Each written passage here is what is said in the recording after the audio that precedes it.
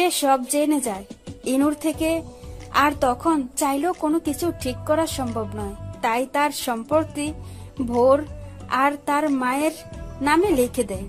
আমাদের প্ল্যান আবারও ফেল করে, তাই আমরা নতুন প্ল্যান করি তোকে মেরে ফেলার। কিন্তু সেই কথা শুনে নেয় ইনু। তোকে সেদিন রাতে এই বিষয়ে জানাতে চাইলে তুই উল্টো রিয়েক্ট করি আর মাথা গরম করে ইনুর গায়ে হাত তুলিস। ইনু ভোর রাতে মারা যায়। ভেবেছিলাম আমাদের কাজ আরো সহজ হয়ে গেছে, কিন্তু আফিম এসে আবারও বেগড়া দেয়। তাই ওকে সামলাতে ইচ্ছে করে ভোরকে দোসরের সাথে বিয়ে দেয়। কিন্তু তার 2 দিন পর জানতে পারি দোসর আর কেউ না, ইনুর বোনের ছেলে। ব্যাপারটা শুধু আমি জানতাম, তাই আর কাউকে বলিনি। আমি প্রতিশোধ নিতে চেয়েছি আমার সাথে হওয়া অন্যায়ের, কিন্তু ওরা সবাই নিজেরাই নিজেদের আমার প্রতিশোধের আগুনে জ্বালিয়েছে। আমার কিছুই করার ছিল না। মা, কি বলছো তুমি? যা বলছি এটাই সত্যি। কথাটা বলেই মুখ ফিরিয়ে নিল কুহেলি বেগম, আর মেঝেতে বসে পড়ল শামিউল। এতদিন সে মিথ্যা মোহে পড়ে দুটো মানুষের জীবন নষ্ট করেছে, একজনের ছেলেবেলা আর আরেকজনের জীবন। তার দ্বারা এত বড় পাপ হয়েছে। ইনু অন্যায় না করেও তাকে কষ্ট পেতে হয়েছে। দিনের পর দিন বিনা অন্যায়ের জন্য শাস্তি পেয়েছে একজন নির্দোষ মানুষ, শুধুমাত্র তার ভুলের জন্য। সম্পত্তি বুঝি সম্পর্কের থেকেও বেশি মূল্যবান। এসব ভাবতেই কেমন দমবন্ধ লাগছে শামিউলের। সে কিছুতেই শ্বাস নিতে পারছে না। তার কষ্ট হচ্ছে, ভীষণ কষ্ট হচ্ছে। একটা মানুষ তাকে নির্দ্বিধায় ভালোবেসে গেছে নিজের মৃত্যুর আগ পর্যন্ত, আর সে কিনা সেই মানুষটাকে ধুকে ধুকে মৃত্যুর দিকে এগিয়ে নিয়ে গেছে। যাদের আপন ভেবেই মানুষগুলোকে পর ভেবেছে, আসলে তারাই তার পর। সত্যি কেন এত কঠিন হয়? এই বোঝা যে বয়ে নিয়ে যাওয়া ভীষণ কষ্ট। সত্যি কেন এত ভারী, চাই শক্ত শরীরটাও নিতে পারছে না? কেন কখনো সে একটু সত্যি জানার চেষ্টা করেনি? কেন তার মনে হয়নি শূন্য চোখে দেখা সব সত্যি না? ইনু বলেই চিৎকার দিল শামিউল। চারিদিকে যখন অন্ধকার, এখন আমাকে খুঁজে কি লাভ?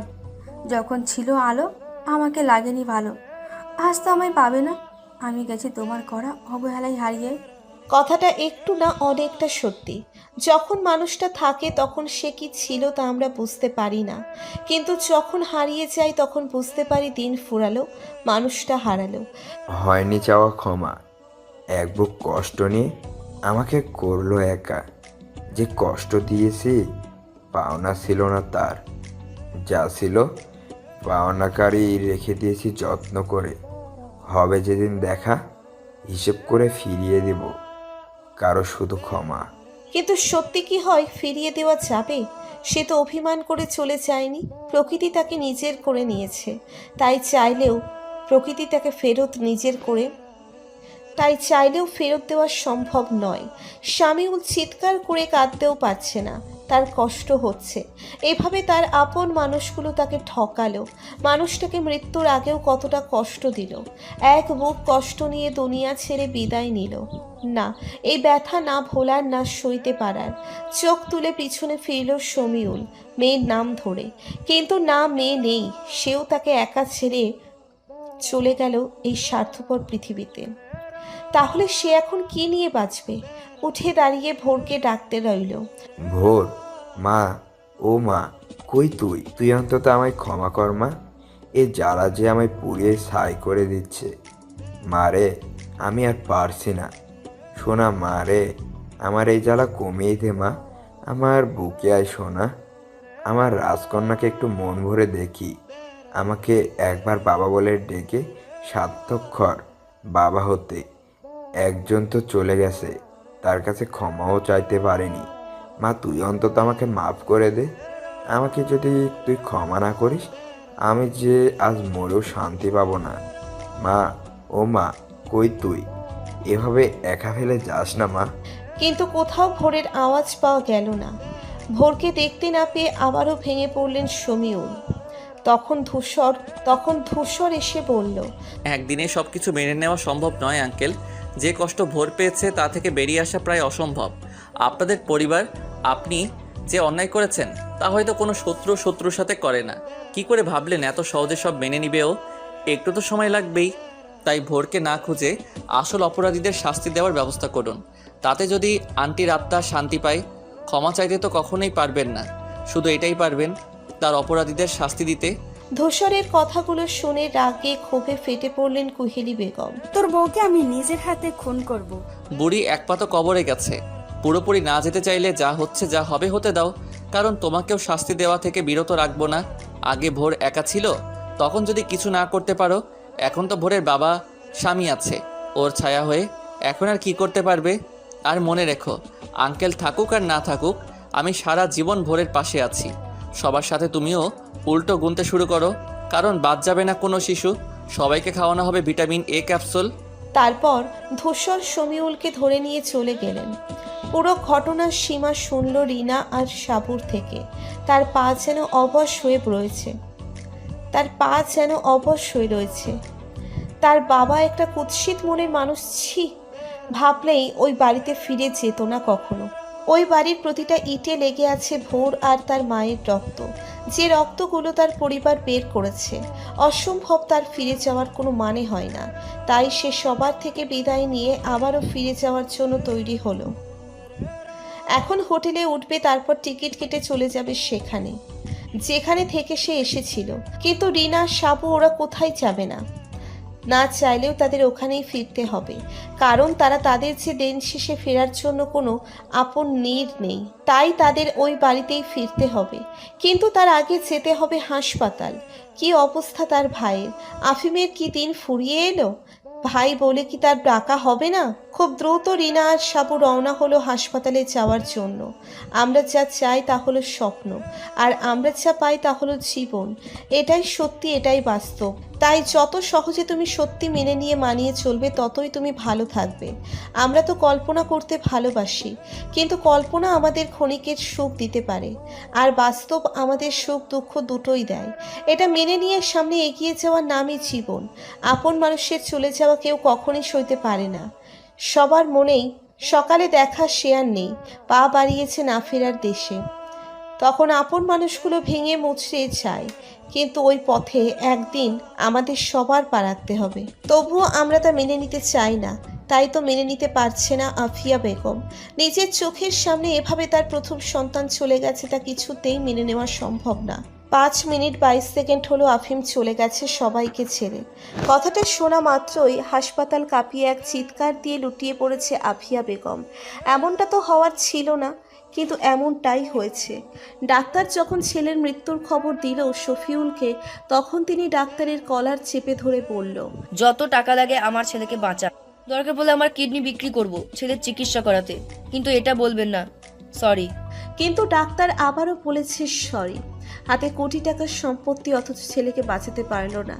ডাক্তার যখন বলল, ফুসফুসের ক্যান্সারের রোগে বেশি দিন বাঁচে না, তবু যতটুকু বাঁচত সেটুকু বাঁচেনি আপনার ছেলে, কারণ সে জানার পরেও নিজের চিকিৎসা তিনি করাননি। তার বেঁচে থাকার কোনো ইচ্ছেই ছিল না।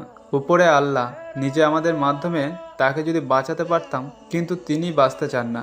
এখানে আমাদের কিছু করার নেই, হয়তো আল্লাহ এটাই চেয়েছেন। একজন বাবার সামনে এই কথাগুলো যখন বলল ডাক্তার, তখন স্ত্রী থাকতে পারলেন না শফিউল। সে যতই খারাপ হোক, বাবা তো।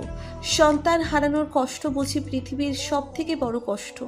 পাপ বাপকেও ছাড়ে না, ঠিক তাই শফিউলকেও ছাড়ল না। শুরুতেই প্রকৃতি তার প্রতিশোধ নিল তার প্রথম সন্তান কেড়ে নিয়ে। আর কি অপেক্ষা করছে কে জানে। শফিউলকে তাদের বাড়িতে পৌঁছে দিতেই ধূসরের কানে অফিসের মৃত্যুর খবর এলো। খবরটা দ্রুত ভোরকে জানাতে হবে। একের পর এক ধাক্কা কি করে সইবে ভোর? আজ সে তার স্ত্রী ঠিকই, কিন্তু একদিন হলেও সে তার আফিমকে ভালোবেসেছিল। খবরটা শোনা মাত্রই কি রিয়্যাক্ট হবে ভোরের ভাবতেই ধূসরের ভয় লাগছে।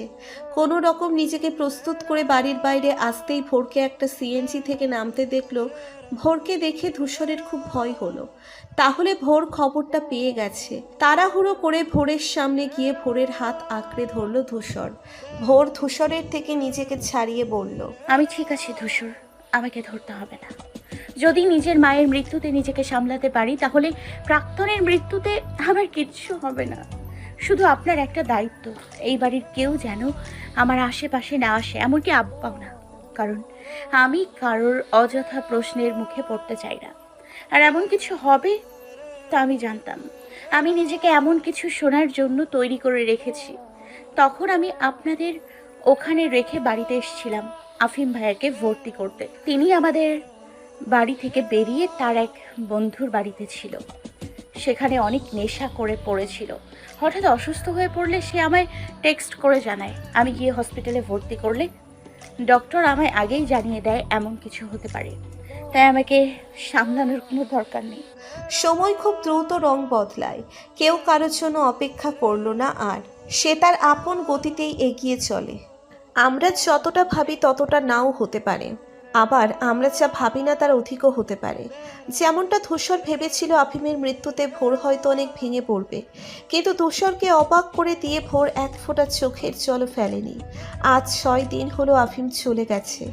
ভোর ফিরে এসেছে ধূসরদের বাড়ি, কারণ এখন এটাই তার বাড়ি। তার বাবার সাথে সে 1 সেকেন্ডও থাকে না। তার বাবার সাথে তার 1 সেকেন্ডও সে কথা বলেনি। এটাই তার শাস্তি ভোরের থেকে। ইলমা নিজের অন্যায়ের জন্য শাস্তি পেল, অকালেই বিধবার তকমা শরীরে লাগিয়ে। আফিয়া বেগম নিজের প্রথম সন্তান হারিয়ে নিজের পাপের শাস্তি পেল। কুহেলি বেগম শফিউলের শাস্তি হয়তো এখনো বাকি, কিন্তু কুহেলি বেগম কোনো শাস্তি পেল না। শফিউল কিছুটা পেয়েছে। সন্তানের লাশ কাঁধে উঠেছে। যে মেয়েকে নিজের থেকেও বেশি ভালোবাসে সেই মেয়ে তার পাপের কাহিনী শুনে একটিবার দেখাও করেনি তার সাথে। ভাইয়ের মৃত্যুর খবর শুনেও এক পলক দেখতে আসেনি ভাইকে। সাবু দেশ ছাড়ার প্রস্তুতি নিচ্ছে। আজ সব সম্পত্তি তো তার, কিন্তু আপন মানুষ ভালো হলো বোধহয় শান অনুশোচনা না, কিন্তু আপন মানুষগুলো ধীরে ধীরে দূরে চলে যাচ্ছে। ভেতর থেকে কোথাও যেন অনুশোচনা নাড়া দিচ্ছে। সে সত্যি অনেক বড় পাপ করেছে। বদলায় সময়, বদলে যায় ধরনের রূপ, শুধু বদলায় না কিছু মানুষ। হয় সে খারাপ, না হয় সে ভালো, কখনো বা ভালো খারাপ দুটোই। কিন্তু কিছু তো সে প্রকৃতি নিজেকে নানা রূপে সাজালেও কিছু মানুষ ভারী অদ্ভুত। সে নিজেকে কোনো রঙেই সাজাতে রাজি নয়। যেমনটা ভোর পণ করেছে সে নিজেকে পরিবর্তন করবে না। সে যেমন ছিল তেমনই থাকবে। রোজ নিয়ম করে বাড়ির আশেপাশে শমিউল ঘোরাফেরা করে এক পলক মেয়েকে দেখবে বলে, কিন্তু ভোর যখন থেকে বুঝতে পেরেছে তার বাবারই মতিগতি, তখন থেকেই নিজেকে ঘর বন্দি করে রেখেছে। রোজ একবার করে আসে এক বুক আশা নিয়ে শমিউল, আর ফিরে যায় হতাশ হয়ে। কবে যে তার মেয়ে তার কষ্ট বুঝবে তা শমিউল জানে না। ভোর চিন্তা করে বাড়িতে থাকতে। আফিয়া বেগম চেয়েও পারেনি তাদের আটকাতে, তাই এখন নিজেদেরকে বড় পাপী ভাবতে ইচ্ছে করছে। ড্রয়িং রুমে 2 স্বামী স্ত্রী বসেছিল, তখন কিছু পড়ে যাওয়ার আওয়াজ পেতেই পেছন ঘুরে তাকালেন। তখনই দেখতে পেলেন কুহেলি বেগম সিঁড়ি থেকে নিচে পড়ে যাচ্ছেন। মা বলে চিৎকার দিয়ে দৌড়ে গেলেন শফিউল, কিন্তু শেষ রক্ষা হয়নি, কারণ ততক্ষণে কুহেলি বেগম সিঁড়ি থেকে গড়িয়ে অনেকটাই নিচে চলে গেছেন। পাপের শাস্তি বুঝি শুরু হয়েছে। দ্রুত হাসপাতালে ভর্তি করানো হলো। উন্নত মানের চিকিৎসা দেওয়ার পরেও কোনো কাজ হয়নি। তার 2 পা প্যারালাইজড হয়ে গেছে। তার ঘুমের মাঝেই অ্যাটাক হয়েছিল, যা তারা ধরতে পারেনি, তাই সিঁড়ি থেকে গড়িয়ে পড়ায় তার পা দুটো অচল হয়ে গেছে। শফিউল কষ্টে চিৎকার করে কাঁদতে রইল। সব শেষের পথে, বাকি আর কিছুই নেই। আজ সে বুঝতে পারছে আপন হারানোর যন্ত্রণা কি। আজ আফসোস করেও তার মন শান্ত হচ্ছে না। মনে হচ্ছে নিজেকে নিজে শেষ করলেও বুঝি শাস্তি কম হয়ে যাবে। সম্পত্তির জন্য এত খারাপ করে কি লাভ হলো? শেষ বয়সে এসে তাকে পুরোপুরি একা হতে হলো। হাসপাতাল থেকে বাড়িতে ফিরতেই আফিয়া বেগম বললেন সে আর এই বাড়িতে থাকবে না। এই বাড়িতে পাপ লেগেছে। বাড়ির প্রতিটা কোণায় ইনুর দীর্ঘশ্বাস ঘুরছে। সে কাউকে ভালো থাকতে দিবে না। তার 2টা সন্তান থাকতেও আজ সে একা। যে সম্পত্তির জন্য এত কিছু হয়েছে সেই সম্পত্তি সে কিছুতেই ভোগ করতে পারবে না। তাহলে তাকেও ভোগ করতে হবে শাস্তির পাহাড়। প্রথম সন্তান হারিয়ে সে যা শাস্তি পেয়েছে সেটাই যথেষ্ট, আর চাই না। তাই সেও শফিকুলকে একা ফেলে চলে গেল নিজের ঘরে। এদিকে অসুস্থ মাকে নিয়ে শফিউল পড়ল মাঝ নদীতে। কিভাবে সে কিনারায় গিয়ে দাঁড়াবে? কোনো পথ সে নিজেই খোলা রাখেনি, যে পথ দিয়ে সে কিনারায় ফিরবে। একেই বলে পাপ বাপকেও ছাড়ে না। চারিদিকে ঘুটঘুটে অন্ধকার। আকাশটা মেঘে ঢাকা, কখন ঝুপ করে বৃষ্টি নামবে বলা যায় না। শুনশান রাস্তায় নেমে এসেছে ভোর ধূসর। আপন মনে দুজনেই হেঁটে চলেছে, কারো মুখে কোনো কথা নেই।